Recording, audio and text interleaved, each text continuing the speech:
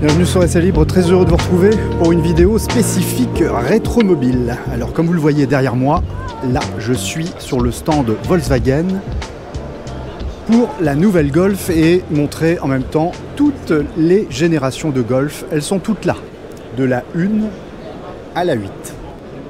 Alors on va en faire le tour un petit peu rapidement, mais elles sont toutes là présentées en grise d'ailleurs, c'est un peu le point commun. Bon, la Golf 1. 1974, 2024, 50 ans, les 50 ans de cette belle lignée, un peu comme moi d'ailleurs, on a le même âge entre la Golf et moi-même, donc je les ai toutes connues quasiment.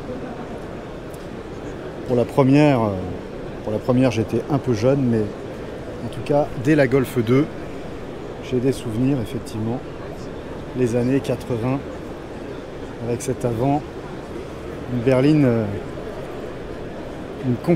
berline compacte qui a marché ô combien, qui a bercé toute la famille, les parents, les enfants, sur toutes les générations. Voilà, là on a la version 3, que j'ai beaucoup aimé aussi, mais je vais vous montrer ma préférée. Une de mes préférées parce que il y a la 4 et la 7 que j'aime beaucoup. La 4, elle n'a pas vieilli, c'est toujours une belle réussite. Là, on a un magnifique modèle V6 4 Motion, donc 4 roues motrices. Magnifique. Bon, les voitures sont fermées, hein, malheureusement. Voilà, on ne pourra pas aller à l'intérieur, mais elles sont dans un bel état, comme vous le voyez là. C'est quand même plutôt pas mal. Avec un intérieur qui était très qualitatif. Malheureusement, on ne va pas pouvoir le voir là. Mais assez qualitatif.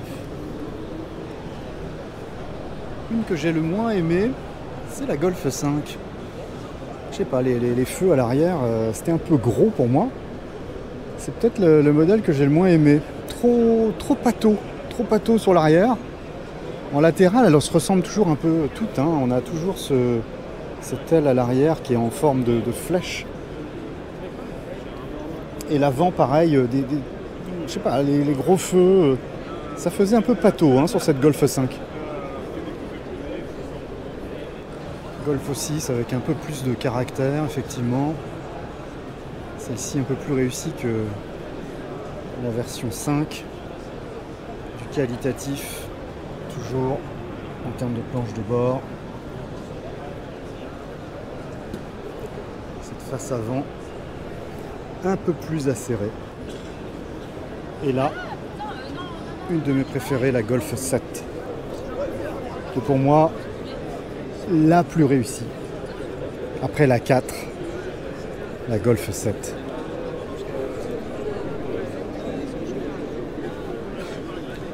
J'ai toujours tendance d'ailleurs à préférer la 7 à la 8.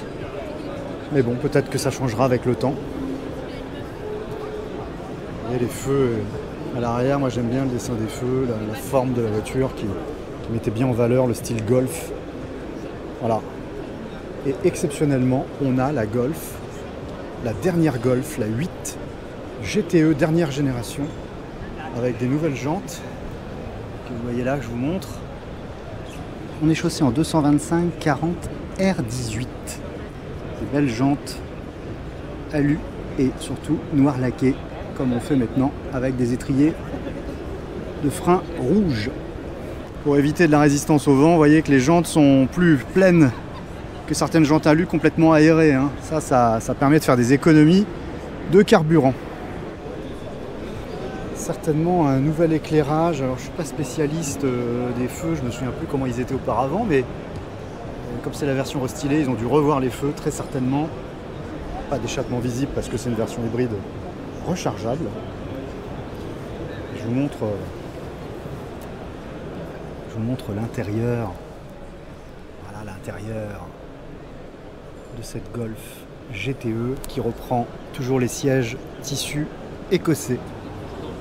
Cher à la marque pour le clin d'œil au GTI des années 70.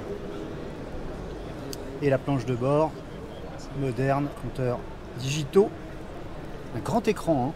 L'écran central il a pris de l'ampleur, il est plus important qu'avant. Et puis surtout le logo à l'avant, donc face avant rétroéclairé sur tout l'avant avec le logo maintenant qui est aussi rétroéclairé. Et dommage, toujours le radar qui est mal caché sur le bas, encore bien visible, hein.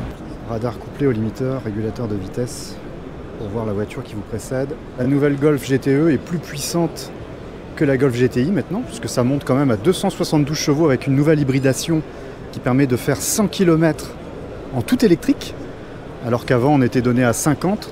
Donc c'est quand même pas mal, hein, d'avoir cette dispo.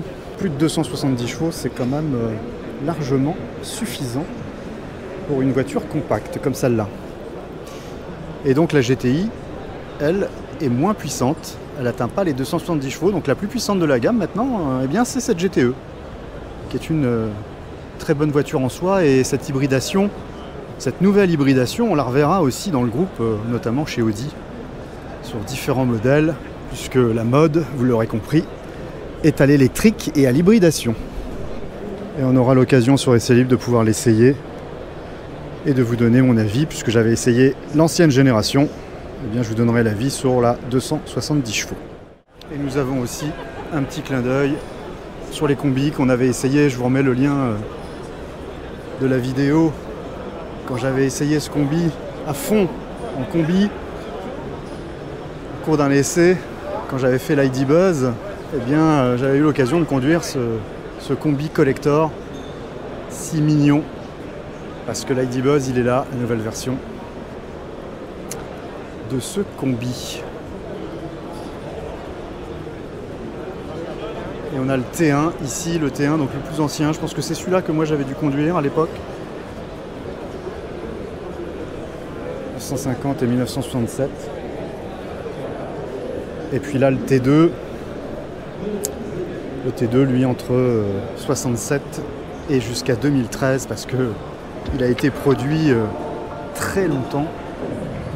Bon voilà, c'est court et rapide, mais si vous ne connaissez pas Essai Libre, n'hésitez pas à vous abonner en activant la petite cloche pour être au courant des futures vidéos. Une vidéo par semaine sur la passion automobile. Donc n'hésitez pas, je vous dis à très bientôt et surtout, on vit sa passion. Allez, ciao!